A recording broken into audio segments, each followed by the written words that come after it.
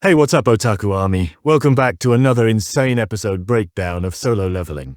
I'm your host, and today we're diving deep into Season 3, Episode 6, which just left me absolutely speechless.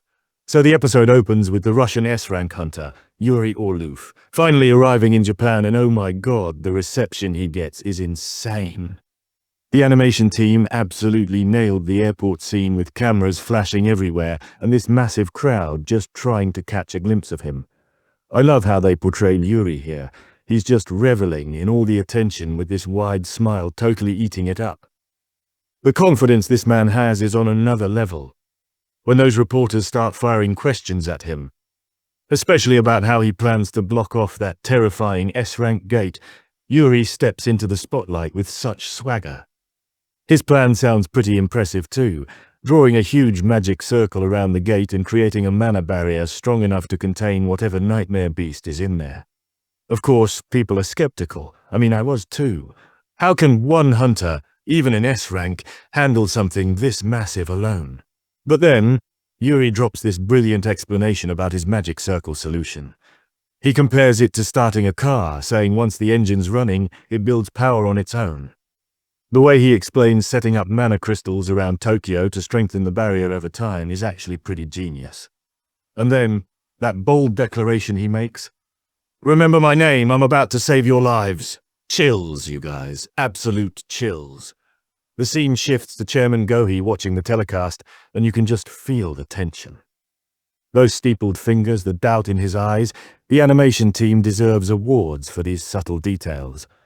I completely get why he's not entirely convinced by Yuri's ability. If this fails, all of Japan is basically doomed. That's not a gamble anyone wants to take. When he shifts the conversation to Jin-Woo's activities, I was like, yes, give me more Sung Jin-Woo content. The way Jinjul hands over that list of gates Jin-Woo's been raiding in the capital, it's such a small moment, but speaks volumes about how powerful our boy has become.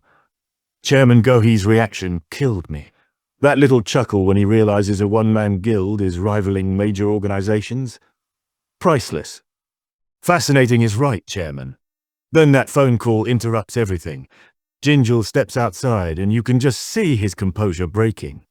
His grip tightening on the phone as he gets the news that another gate opened at Jina's school. And not just any gate, a double dungeon. The panic at the Hunter Association is so palpable. Now for the main event, Jin-Woo stepping into the Cartenon Temple. This scene was everything I hoped it would be and more. The way those torches ignite when he walks in, casting those eerie shadows across the chamber. The animation is breathtaking.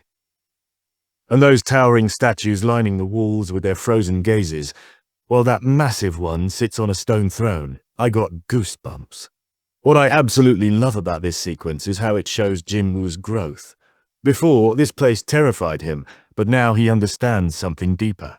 His realization that these statues aren't living creatures or magic beasts, but puppets connected to a greater force, that's some serious character development. Jin-Woo's instincts zeroing in on that one particular statue, the way he just knows it's orchestrating everything. Our boy is on another level now. That confrontation scene is so intense. Jin-Woo demanding answers, getting irritated by the silence, and finally coming face to face with that hooded angel statue with 6 wings and that stone tablet. When its eyes finally flicker to life with that ominous red glow and that creepy smile, I literally jumped out of my seat. At last, you have arrived. Chills. When that angelic statue unfurls its massive wings and sends dust swirling everywhere, cinematic perfection. And then it smashes that stone tablet to pieces. The symbolism there is so powerful. Those commandments that once had meaning are now meaningless. Jin-Woo's realization that this was the one who brought him here all along. The plot twist I've been waiting for. When all those statues start moving and the angel declares Jin-Woo's final test, promising the truth as a reward. Epic setup. But then when Jin-Woo tries to summon his shadow soldiers and the statue restricts his job skills with that finger snap, I was like, no way! How is he going to win this? That notification in his vision saying all job-exclusive skills are restricted. Talk about raising the stakes. The battle choreography that follows is absolutely insane.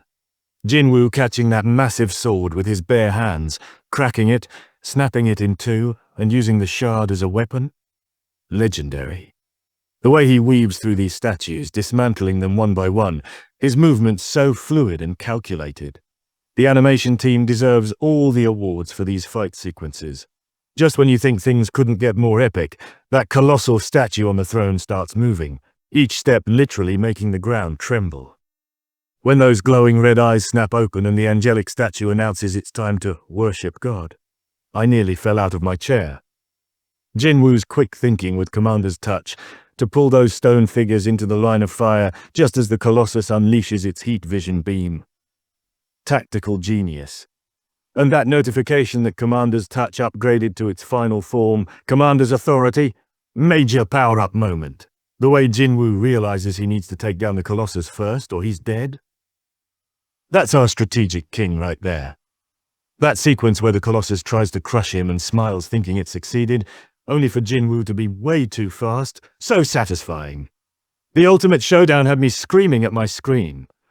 When Jin-Woo realizes his daggers are useless against the Colossus and switches to pure brute force, that moment was everything.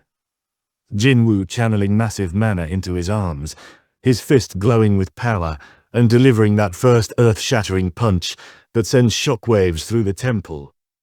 Goosebumps. His relentless assault, punch after thunderous punch, showing what the power of a level 1-on-1 hunter truly looks like. I was literally on my feet cheering. That final devastating strike sending the Colossus crashing to the floor? Perfection. But just when you think it's over, those remaining statues lunge at him, and Jin-Woo activates Commander's authority, instantly slamming their heads into the ground. So badass.